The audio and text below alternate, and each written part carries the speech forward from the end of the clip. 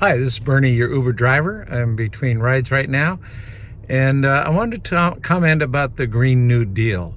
It's certainly in the news a lot, with progressives viewing it as the way to solve our climate crises. I think it's well-meaning, and it brings attention to the problem, but it underestimates the problem, and I think it's a false solution. It's not sufficient solution. 10 years ago, I was involved in a group called the Green New Deal for the North Bay.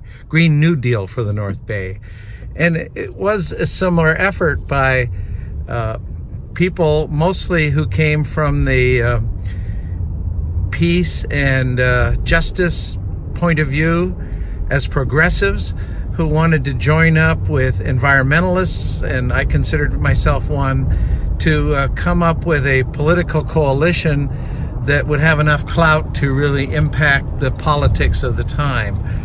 And the people that don't really understand the environmental issues fully enough, we're definitely convinced that investing in renewable energy was the solution. And the federal government making those kinds of investments, like FDR did after the Great Depression, to bring jobs to the economy, would both grow the economy and solve the social ills of the time, which was high unemployment and lots of poverty. And so feeling they wanted the same results, and now they still want the same results. They want the industrial capitalist system we have to succeed and to bring jobs and prosperity to everyone and more equitably distribute it. They think that heavily investing by the federal government and state governments, like we do in California, into renewable energy will solve the climate problem, because it'll reduce the CO2 in the atmosphere. And unfortunately, it's well-meaning, but it's totally insufficient.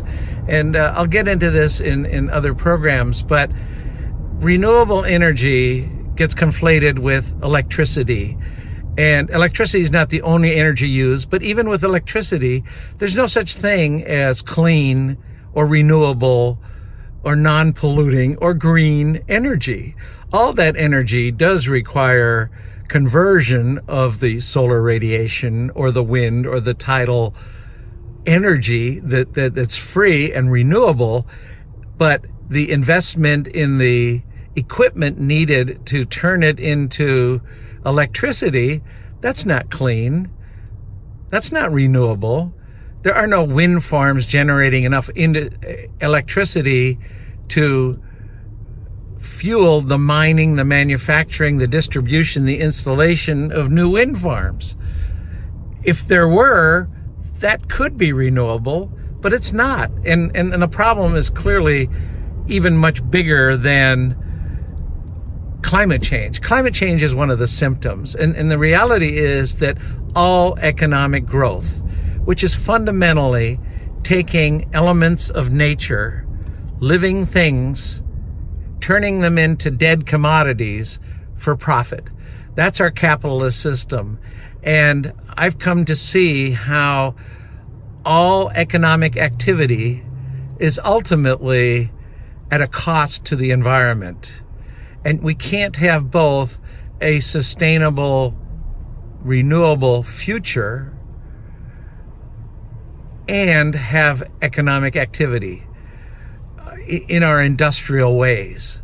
We could live in a more subsistence level. We could live a low energy lifestyle. We could live off the grid, but that's not what people are prepared to do.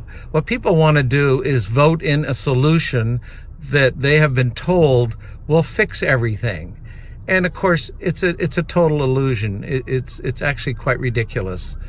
More later.